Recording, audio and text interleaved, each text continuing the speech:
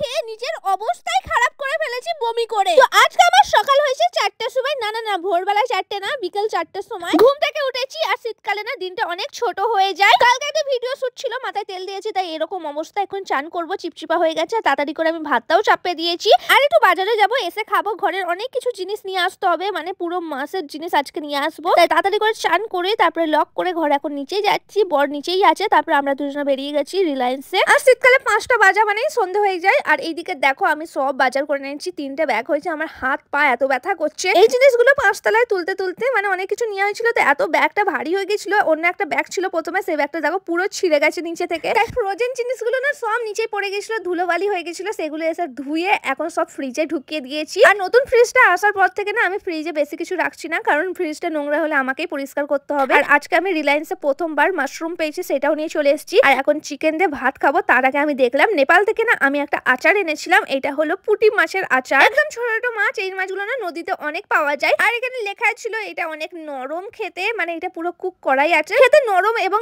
Spicy টাইপের হবে। তো আমি প্রথমে যে প্যাকেটটা খুললাম, একটা কেমন টাইপের গন্ধ এলো। আর এই দেখো পুরো আচারের মতন দেখতে, কিন্তু এর স্মেলটা আমি নিতেই পাচ্ছিলাম না, কেমন টাইপের একটা গন্ধ করছিল। তারপর আমি একটা মাছ তুললাম, এই দেখো একটা ছোট্ট পুঁটি মাছ। তো এটা খেয়ে দেখবো ভাবলাম, কিন্তু এটা খেতে অনেক শক্ত ছিল। কিন্তু প্যাকেটে লেখা ছিল যে অনেক নরম খেতে, কিন্তু এটা এতটাই শক্ত। দেখো আমি কেমন ভাবে টানলাম, তারপর আমি যেই মুখে দিয়েছি একটা এত বিচ্ছিরি গন্ধ লাগলো, আমি কি বলবো, আমি তো মুখে নিতেই পারছিলাম না, পুরো মুখ থেকে সব বার করে দিয়েছি। আমার তো পুরো বমি চলে এসছে। আমি তো ঘুম থেকে উঠে কিচ্ছু খাইনি এখনো পর্যন্ত, খালি পেটে এটা মুখে দিয়েছি। কেমন টাইপের লাগছিল, এটা আমাকে পুরো ফেলে দিতে হয়েছে। পাহাড়ে বেশি মাছ পাওয়া যায় না, তাই এরকম অনেক টাইপের শুকনো মাছ পাওয়া যায়। মাছকে শুকিয়ে বানানো হয়, আমি আগেও নেপালে